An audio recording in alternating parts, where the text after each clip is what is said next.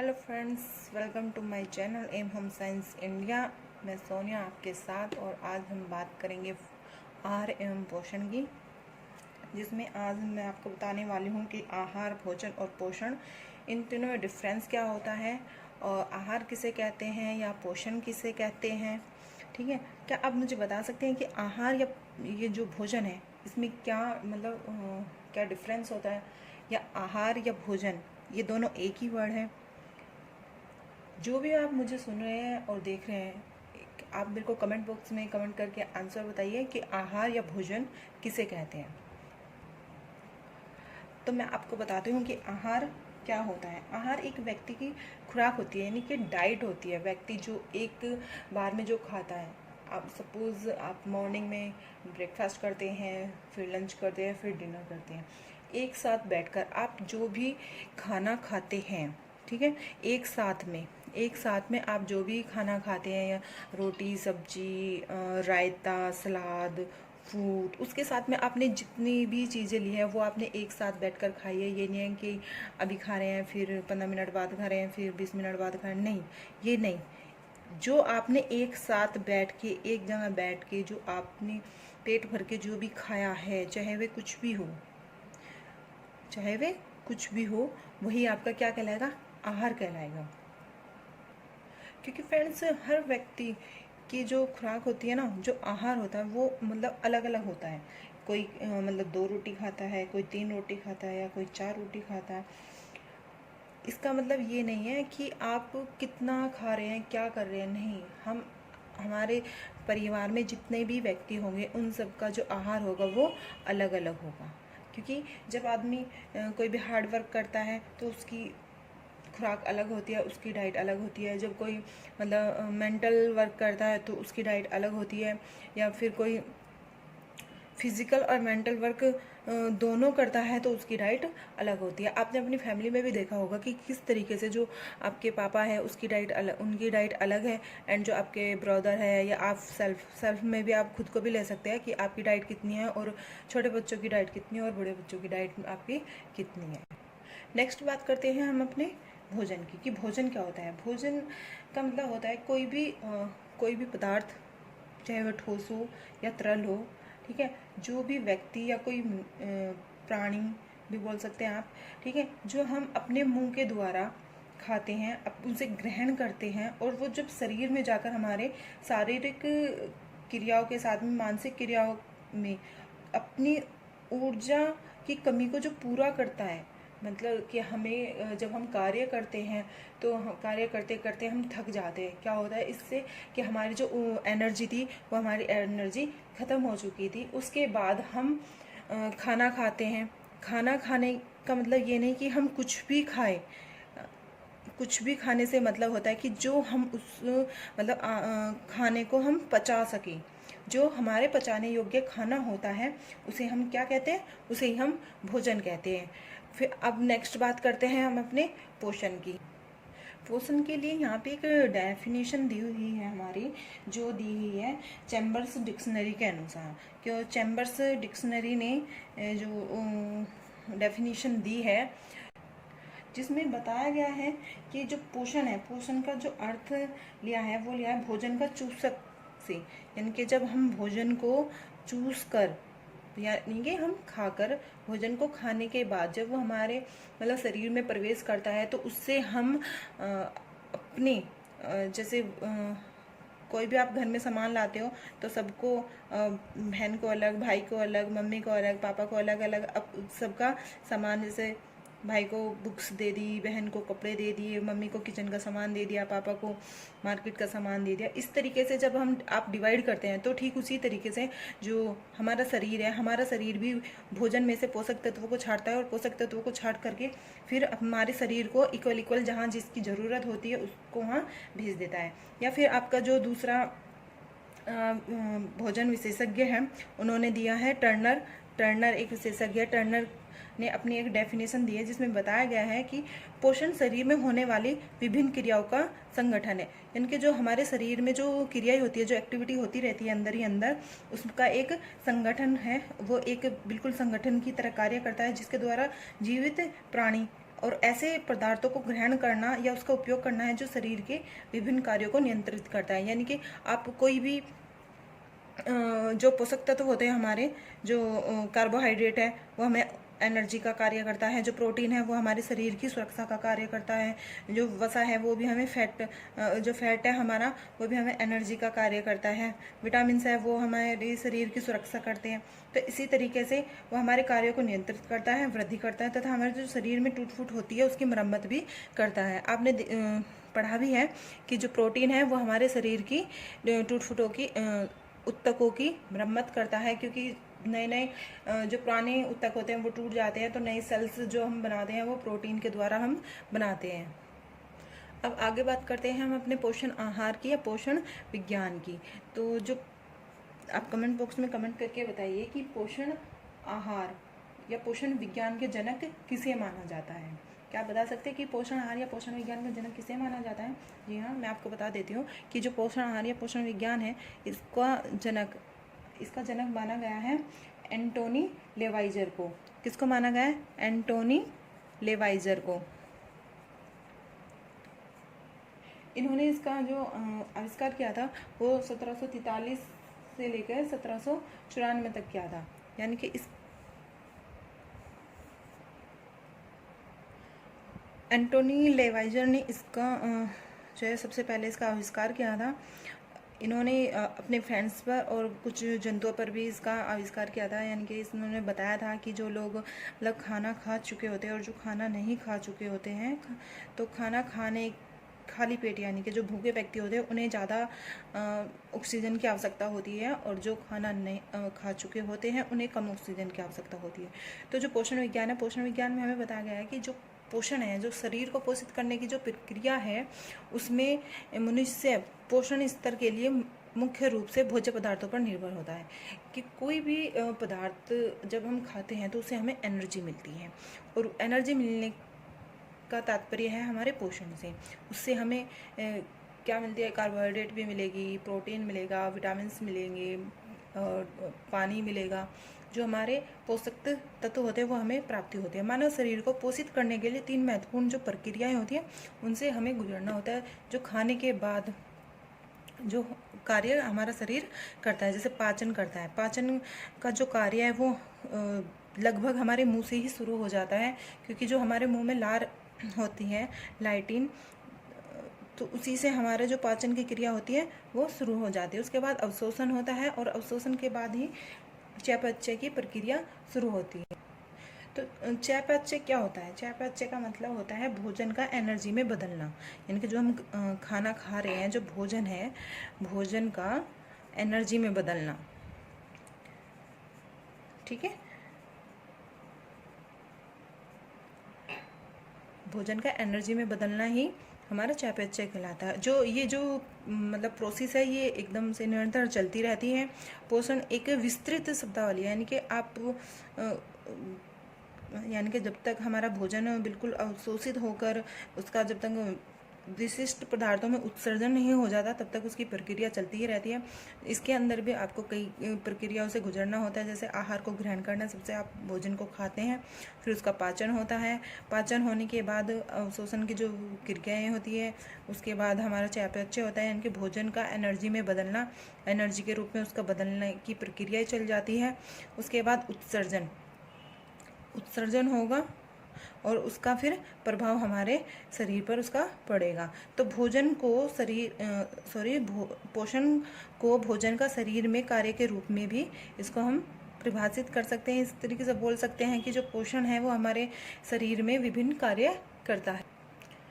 Next में आता है आपका पोषण की स्थितियाँ, यानी कि जो पोषण की स्थितियाँ होती है वो कौन कौन सी होती है। मनुष्य जिस प्रकार का भोजन ग्रहण करता है, जी हाँ, आपको सभी का हमारे यहाँ 3 कैटेगरी बताई जाती है। जो उच्च वर्ग है या मध्यम वर्ग है या निम्न वर्ग है, ये तीनों अलग अलग तरह का भोजन ग्रहण करती है। यानी अलग अलग तरह का भोजन। जो उच्च वर्ग होगा, उच्च वर्ग थोड़ा अच्छा, जिसमें सभी पोषक तत्व सम्मिलित होते हैं, सभी पोषक तत्व सम्मिलित होते हैं, सभी पोषक तत्व सम्मिलित होते हैं। वो कुछ भी खा सकते हैं, उनके पास पैसा है, सब कुछ है, वो कुछ भी खा सकते हैं। अच्छे से अच्छे मतलब खाद्य पदार्थों का प्रयोग करते हैं, और अच्छे से अच्छे जो उनका मतलब जो डाइट होती है वो उनकी चेंज होती रहती है, ये नहीं कि डेली रोटी खा रहे हैं या डेली चावल ही खा रहे हैं। ठीक है, तो जो प्रभाव है मनुष्य का, जिस प्रकार का भोजन वे ग्रहण करते हैं उसी प्रकार का उनका सीधे तौर पे स्वास्थ्य पर उनका प्रभाव पड़ता है। और पोषण की इसमें आपको दो स्थितियां बताई हुई हैं, एक सुपोषण होता है, दूसरा कुपोषण होता है, यानी कि गुड न्यूट्रिशन और मेल न्यूट्रिशन। जैसा आप इसके नाम से ही आप देख चुके हैं कि गुड न्यूट्रिशन का मतलब होता है जो अच्छे पोषक तत्व जिन लोगों को प्राप्त होते हैं उनका स्वास्थ्य कैसा होता है, और जो कुपोषण होते हैं उनका स्वास्थ्य कैसा होता है। तो बात करते हैं हम इसमें अपने सुपोषण की। जो सुपोषण होता है वो अभी बताया मैंने कि उत्तम पोषण की जो स्थिति होती है वही हमारा सुपोषण होता है, जब व्यक्ति पूर्ण रूप से स्वस्थ होते हैं, उन्हें कोई बीमारी नहीं होती, यानी कि व्यक्ति जो इसका लक्षण है, जो इसके जो लक्षण है, लक्षण क्या है, व्यक्ति स्वस्थ होता है, स्वस्थ होगा तो उसमें कोई रोग नहीं होगा, कोई रोग भी नहीं होगा, और अपनी आयु के अनुसार, अपनी आयु के अनुसार, अपनी आयु के अनुसार क्या होगा, क्रियाशील होगा। जब व्यक्ति को उचित मात्रा में संतुलित आहार प्राप्त होता है तो उस व्यक्ति को हम क्या कहते हैं, उस व्यक्ति को हम कहेंगे कि ये सुपोषण की स्थिति में रहता है। ठीक है, तो जो सारी चीज़ें ये अपने वर्ग के ऊपर डिपेंड होती है। जो उच्च वर्ग के लोग होते हैं वो एकदम सुपोषण की स्थिति के लोग होते हैं। अब बात करते हैं हम आगे कुपोषण की। तो कुपोषण में इसकी जो स्थिति होती है वो बिल्कुल विपरीत होती है, यानी कि जिन लोगों को अच्छा भोजन नहीं मिलता, या जो व्यक्ति अस्वस्थ होते हैं, या उन्हें कोई बीमारी लगी हुई होती है, वो क्या होती है, वो सीधा कुपोषण की स्थिति होती है। कुपोषण में व्यक्ति का शरीर कमज़ोर रहता है और रोगग्रस्त रहता है। उसमें क्या होगा, उसके लक्षण क्या होते हैं कि व्यक्ति में पोषक तत्वों की कमी होती है, और पोषक तत्व आवश्यकता से अधिक मात्रा में होंगे, या फिर क्या होंगे कि कम मात्रा में होंगे, या तो कम मात्रा में होंगे या अधिक मात्रा में होंगे। ठीक है, तो यही जब कुपोषण की जो स्थिति होती है तो इसमें पोषक तत्व क्या होते हैं, पोषक तत्व असंतुलन की स्थिति में होते हैं, असंतुलन की स्थिति में पोषक तत्व होते हैं। और इसमें क्या होते हैं, ये इसमें संतुलन की स्थिति में होते हैं। तो जहाँ सुपोषण होगा वहाँ सब कुछ ठीक होगा, व्यक्ति स्वस्थ रहेगा और उसमें कोई रोग नहीं होगा, वो बीमार नहीं होगा, अच्छी नींद आएगी। ठीक है, और जो कुपोषण होगा उसमें बीमारी भी होगी, सब कुछ होगा। और इसमें हमने कुपोषण को भी दो वर्गों में हमने इसको बांट दिया है, एक तो अति पोषण में और दूसरा अल्प पोषण में। अति पोषण में व्यक्ति पे इसका क्या प्रभाव पड़ता है, व्यक्ति का जो कुपोषण का प्रभाव पड़ता है उसमें पोषक तत्व अधिक मात्रा में होते हैं, पोषक तत्व अधिक मात्रा में होते हैं। ठीक है, तो व्यक्ति क्या होगा, मोटा हो जाएगा, उसको मोटापा आ जाएगा, क्योंकि जो फैट होता है वो उसकी चर्बी बनना शुरू कर देते हैं, उसका जो चयापचय का जो लेवल है वो सही से नहीं हो पाता और व्यक्ति मोटापे का शिकार हो जाता है। उसकी जो कैलोरी होती है उसे पर्याप्त मात्रा में मिलती है, लेकिन उसकी जो कैलोरी होती है वो खर्च नहीं होती। अगर वो व्यक्ति, हम अपनी कोई भी हर टाइम खाते रहेंगे, कोई कार्य नहीं करेंगे तो क्या होगा, हमारे शरीर में अधिक कैलोरी इकट्ठा हो जाएगी, अधिक कैलोरी इकट्ठा हो जाएगी। अधिक कैलोरी इकट्ठा होने के बाद क्या होगा कि वो हमारे शरीर को ज़्यादा फैट बढ़ा देगा, या हमारी जो नलिका शिराएं होती हैं उन्हें मोटा कर देगा, हमें हृदय रोग लग सकता है। ठीक है, तो ये सारे मोटापा की ही बीमारी के एक लक्षण होते हैं। जैसे जैसे हम मोटे होंगे तो हमारे और भी बहुत सारी बीमारियां हमें चारों तरफ से घेर लेती हैं। अब हम बात करते हैं अल्प पोषण की। अल्प पोषण में व्यक्ति जो होता है उसका शारीरिक रूप से वह कमज़ोर होता है, मन के दुबला पतला हो जाता है, दुबला पतला हो जाता है अल्प पोषण में, और उसकी जो कार्य क्षमता होती है वह भी कम हो जाती है, और उसका रोग का जो संक्रमण होता है, रोग जल्दी से पकड़ लेता है व्यक्ति। और हमारा राष्ट्र आज उन्नति के मार्ग पर होने के बाद भी विभिन्न सर्वेक्षणों से हम जो सर्वेक्षण करते हैं उनसे हमें पता चलता है कि हमारे निम्न आय वर्ग के जो बच्चे होते हैं, महिलाएं होती हैं, वो कुपोषित होती है। जो गर्भवती महिलाएं होती हैं वो कुपोषण की शिकार होती हैं, और जब कुपोषण की वह शिकार होती है तो उनसे कुपोषित बच्चे जन्म लेते हैं। कुपोषित बच्चे ही उनसे जन्म लेते हैं। बड़ी संख्या में क्या मिलता है हमें कि प्रोटीन जो ऊर्जा है वो कुपोषण होती है, विटामिन ए की कमी से बच्चे अनीमिया जैसे रोगों से ग्रसित बच्चे पैदा होते हैं। यहाँ तक कि जो महिलाएं हैं या जो बालिकाएं हैं उनमें भी हमें लौह लवण की कमी मिलती है। किसकी कमी मिलती है? लौह लवण की कमी मिलती है। और लौह लवण की कमी के कारण अनीमिया रोग लगातार बढ़ते जा रहे हैं, लगातार बढ़ रहे हैं। ठीक है, तो जब पोषण हमने 2 पार्ट में हमने डिवाइड किया है, सुपोषण और कुपोषण। जो सुपोषित वर्ग के लोग होते हैं वो रोग विहीन होते हैं, उन्हें कोई बीमारी नहीं होती, उनकी अच्छी सेहत होती है, वो क्रियाशील भी अच्छे होते हैं, उनका पढ़ाई में भी मन लगता है, उनके बच्चे इंटेलिजेंस भी होते हैं, सुंदर होते हैं। ठीक है, उन्हें किसी भी कार्य की कोई समस्या नहीं होती। लेकिन जो कुपोषित व्यक्ति होते हैं, कुपोषित व्यक्तियों को हमने 2 वर्गों में बांटा है, अतिपोषण और अल्पपोषण। यानी कि कुछ ये जो अल्पपोषण की जो स्थिति होती है ना, ये ऐसी स्थिति होती है कि मनुष्य को पता तो है कि हम खाना खा रहे हैं, लेकिन उसे ये नहीं पता कि जो हम खाना खा रहे हैं उसमें कितने पोषक तत्व है और कितने पोषक तत्व नहीं है। लेकिन जो हम खाना खा रहे हैं सिर्फ इससे हमारा पेट भर रहा है। हाँ, हम यही जानते हैं कि हमारा पेट भर गया तो हमने अच्छा खाना खा लिया। लेकिन कुछ गृहिणियों की वजह से भी ऐसा हो रहा है कि वो खाने को इस तरीके से तैयार करेगी बना के कि वो देखने में भी सुंदर लगता है, लेकिन जो उसके पोषक तत्व होते हैं वो सारे के सारे नष्ट हो जाते हैं। आगे बात करते हैं हम भोजन के कार्य की। भोजन के कार्य को हमने 3 भागों में बांटा हुआ है, शारीरिक कार्य, सामाजिक कार्य और मनोवैज्ञानिक कार्य। शारीरिक कार्य के अलग अलग पार्ट्स हैं, जैसे भूख शांत करना, ऊर्जा प्रदान करना, शरीर निर्माण करना, रोग प्रतिरोधक क्षमता में वृद्धि करना, शरीर की क्रियाओं का नियंत्रण करना। तो फ्रेंड्स, जैसे कि शारीरिक कार्य होता है, तो शारीरिक कार्य में भूख शांत करना, यानी कि भूख शांत करना आपको कहाँ तक सही लगता है कि भोजन के द्वारा भूख तो शांत हो जाए, तो क्या वो अच्छा भोजन है? नहीं, मैं नहीं मानती कि ये अच्छा भोजन है। भोजन तो वो होना चाहिए जिसमें भूख तो शांत हो, लेकिन उससे हमें अच्छे पोषक तत्व भी प्राप्त हो सके। ये तो सही बात है कि मनुष्य बिना भोजन के जिंदा नहीं रह सकता, वो बिल्कुल जीवित नहीं रह सकता। मनुष्य को भूख का एहसास होता है, भूख का एहसास होते ही उसका जो पाचन तंत्र होता है वो अपने माइंड को एक मैसेज भेजता है कि हमें अब खाना खा लेना चाहिए या खाना खाने की आवश्यकता होती है। तो माइंड से ही हमें भूख की पहचान होती है, उसी के बाद हम भूख का अनुभव करते हैं और व्यक्ति खाना खाने के लिए अपनी खाना खाता है और खाना खाने के बाद अपनी भूख को देखता है कि हाँ, अब मेरी भूख शांत हो गई है, और उसके बाद में वो फिर संतुष्ट हो जाता है। लेकिन जब व्यक्ति को भूख लगती है और उसे खाना ना मिले, तो ऐसी स्थिति में क्या होता है, उसको क्या लक्षण दिखाई देते हैं?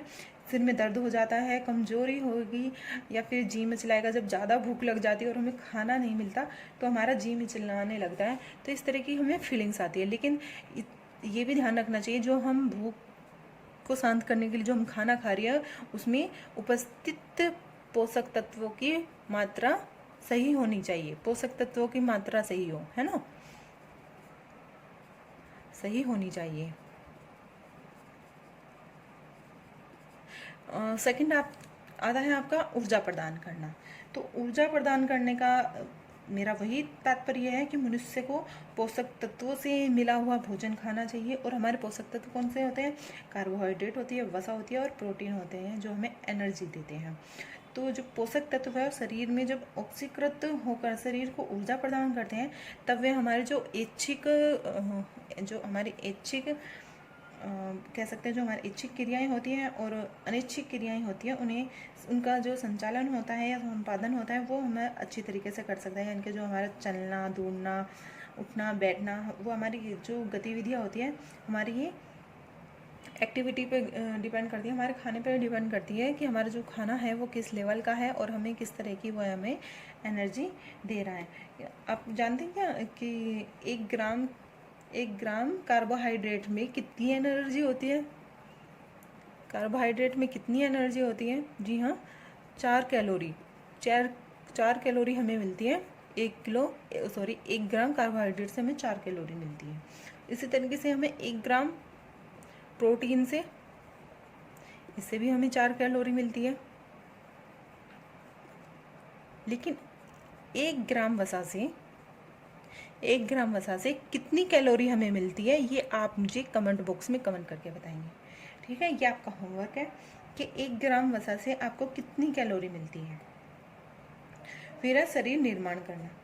शरीर निर्माण करना यानी कि जो हमारे जब हम कार्य करते हैं, कोई भी शारीरिक कार्य करें या फिर मानसिक कार्य करें, तो उसमें क्या होता है कि हमारे ऊतकों की टूट फूट होती है। ऊतकों की टूट फूट होती है तो उसका शरीर का निर्माण करता है। और शरीर का जो निर्माण करता है वो ज़्यादा कौन करता है? प्रोटीन करता है। प्रोटीन करता है। क्यों? क्योंकि प्रोटीन हमारा सुरक्षात्मक तत्व है। हम सुरक्षात्मक तत्व है, और सुरक्षात्मक तत्व है जो हमारी सेल्स की टूट फूट हो जाती है। जो हमारी सेल्स की टूट फूट होती है वो भी हमारे प्रोटीन के द्वारा ही पूरी की जाती है।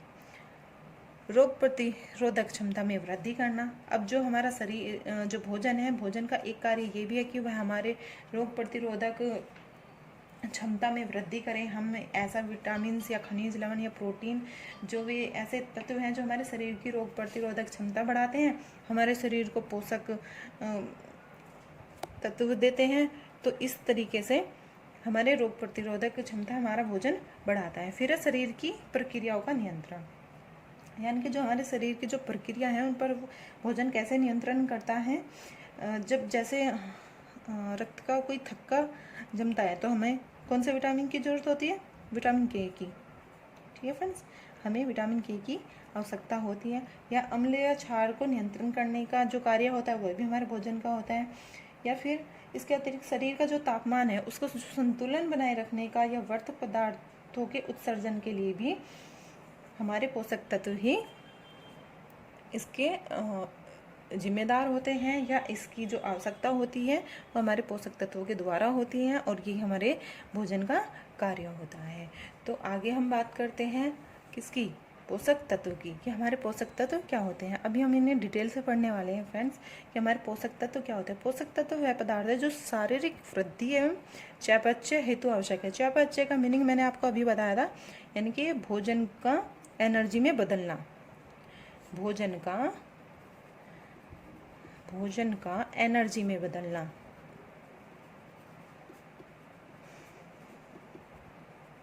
ही चयापचय कहलाता है। पोषक तत्व हमारे शरीर को पोषित करते हैं। हमारा आहार कई पोषक तत्वों से मिलकर बना हुआ है, जैसे आपका प्रोटीन है, कार्बोहाइड्रेट है, वसा, विटामिन, खनिज लवण और जल। ये सारे ही ऐसे हैं रासायनिक यौगिक और ऐसे तत्व हैं जो carbon, hydrogen, nitrogen, oxygen, sulphur, calcium, magnesium आदि तत्वों से मिलकर बने हुए हैं। यानी कि जो हमारा शरीर है वो हमें पोषक तत्वों की जो प्राप्ति होती है वो इनकी होती है, और जो हमारा शरीर बना हुआ है वो carbon, hydrogen, nitrogen, oxygen, sulphur, calcium और मैग्नीशियम के द्वारा बना हुआ है। तो फ्रेंड्स, हम एक बार और ये देख लेते हैं कि आज हमने क्या क्या जाना। आहार के बारे में जाना कि आहार क्या होता है। आहार व्यक्ति की खुराक होती है जो एक बार के में हम जितना भी भोजन खाते हैं उसे हम आहार कहते हैं। फिर दूसरा हमने जाना कि भोजन क्या होता है। भोजन वह है जिसे हम पचा सके, अपने मुख के द्वारा उसे हम खा सके, उसका हम पाचन कर सके, वह हमारा भोजन होता है। तीसरा हमने जाना कि पोषण क्या होता है। पोषण वह होते हैं जो हम भोजन के से हम अपने पोषक तत्वों को निकालते हैं। निकालने के बाद हम अपने शरीर में उनका प्रयोग करते हैं एनर्जी के लिए, अपनी बॉडी को सुरक्षा के लिए। इसमें हमने सारी चीज़ें बताई है। आप वीडियो को पॉज करके इसमें सारी डिटेल्स को पढ़ सकते हैं। ठीक है फ्रेंड्स, नेक्स्ट आपने इसमें देखा है कि पोषण आहार या पोषण विज्ञान। पोषण आहार के जो जनक है वो एंटोनी लेवाइजर है। ठीक है, तो इसमें पोषण आहार को हमने बताया था कि इसकी 3 प्रक्रियाएं होती है, पाचन, अवशोषण और चयापचय। चयापचय का हमने आपको मीनिंग बताया था, भोजन का एनर्जी में बदलना। फिर नेक्स्ट इसमें आगे हमने बताया था कि पोषण के अंतर्गत कई प्रक्रियाएं आती हैं। तो इसमें था पहले भोजन को ग्रहण करना, उसका पाचन करना, अवशोषण, चयापचय, उत्सर्जन और प्रभाव। इसके बाद हमने बात की थी आपसे पोषण की स्थिति की। जो पोषण की स्थिति क्या क्या होती है। पोषण की स्थिति 2 तरह की होती है, सुपोषण और कुपोषण। सुपोषण व्यक्ति वह होता है जिसमें कोई रोग नहीं होता, उसे अच्छी नींद आती है और व्यक्ति स्वस्थ होता है, आयु के अनुसार कार्यशील होता है। और कुपोषण की स्थिति में व्यक्ति होता है कि व्यक्ति बीमार रहता है, नींद नहीं आती और शारीरिक कमजोर होता है। इसको हमने 2 भागों में बांटा है, अतिपोषण और अल्पपोषण। अतिपोषण में होता है जो व्यक्ति के अंदर उसके पोषक तत्वों की मात्रा जो है आवश्यकता से अधिक इकट्ठा हो जाती है, तो व्यक्ति अतिपोषण की आवश्यकता में होता है। अल्पपोषण वह होता है जो व्यक्ति के अंदर जो आवश्यक पोषक तत्व है वे न्यूनतम मात्रा में होते हैं, यानी कि जितनी शरीर की डिमांड होती है उससे भी कम मात्रा में हमारे शरीर में वे पाए जाते हैं। तो ठीक है फ्रेंड्स, इससे आगे हम बात करते हैं भोजन के कार्य की। भोजन के कार्यों को हमने 3 भागों में बांटा है, शारीरिक कार्य, सामाजिक कार्य और मनोवैज्ञानिक कार्य। शारीरिक कार्य को हमने आपको बताया है कि भूख शांत करना, ऊर्जा प्रदान करना, शारीरिक निर्माण करना, प्रतिरोध वृद्धि करना और शरीर की प्रक्रियाओं का नियंत्रण करना। सामाजिक कार्य वे होते हैं जो व्यक्ति किसी भी द्वारा, जैसे आप किसी को आपसे थोड़ा जो फ्रेंड्स हैं, फ्रेंड सर्कल में आप से थोड़ा फ्रेंड्स के साथ में झगड़ा हो जाता है, तो आप उसे मनाने के लिए क्या करते हैं, घर पे कोई भी उसके लिए क्या करते हैं, खाना रखते हैं कि आज आप हमारे घर आइए और हमारे घर खाना होता है। तो उसमें क्या होता है कि ये सामाजिकता का हमारा बिल्कुल हम प्रभाव पड़ता है कि अच्छा ये सामाजिक व्यक्ति है और बहुत अच्छे से इन्होंने हमारा आदर सत्कार किया कि किस तरीके का। दूसरा होता है फ्रेंड्स आपको यहाँ मनोवैज्ञानिक कार्य। मनोवैज्ञानिक कार्य वह कार्य होते हैं जिसमें व्यक्ति खाने को देखने के बाद एक बार देखता है कि खाना ओह बहुत अच्छा, मतलब कलर अच्छा आया है, खुशबू अच्छी आ रही है, मतलब मानसिक रूप से खाने की जो तारीफ होती है वो देखने से होती है पहले तो, क्योंकि हम जब किसी चीज़ को देखते हैं, देखने के बाद अच्छा हाँ सुंदर है, ठीक है, तो हम उस पैकेट को भी खोलकर देख सकते हैं जो बाहर से सुंदर होता है। लेकिन जो बाहर से ही सुंदर नहीं होता है फ्रेंड्स, तो हम उस चीज़ को अंदर से भी देखना पसंद नहीं करते। ठीक है, वही तरीका है हमारा मनोवैज्ञानिक कार्य का भोजन का। जब अगर हमें कोई सब्जी ऊपर से देखने में सुंदर लगती है तो हम उसे खाने के लिए भी हमारा जी ललचाता है, लेकिन जब हमें कोई सब्जी खाना हमें पसंद नहीं होता तो हम उसे खा कर भी देखना नहीं चाहते, चाहे वो हमारी मम्मी ने कितनी भी अच्छी क्यों ना बनाई हो। ठीक है, नेक्स्ट हम बात करते हैं इसमें पोषक तत्व की। पोषक तत्व हमारे शरीर की वृद्धि करते हैं और हमारे शरीर को एनर्जी देते हैं। और जो हमारे पोषक तत्व होते हैं वो हमारे 6 प्रकार के होते हैं। कौन कौन से होते हैं वे हैं प्रोटीन, कार्बोहाइड्रेट, वसा, विटामिन, खनिज लवण और जल। अगली वीडियो मेरी आपकी आएगी प्रोटीन से रिलेटेड, सेकंड वीडियो आएगी मेरी कार्बोहाइड्रेट से रिलेटेड। तो आप लोगों को मेरा वीडियो कैसा लगा ये मुझे ज़रूर बताइएगा और मेरी वीडियो को लाइक करिए, सब्सक्राइब करिए और बेल आइकन को ज़रूर दबाइएगा, क्योंकि मेरी वीडियो नेक्स्ट वीडियो कब आएगी आपको सारी की सारी इन्फॉर्मेशन नोटिफिकेशन मिलते रहेंगे।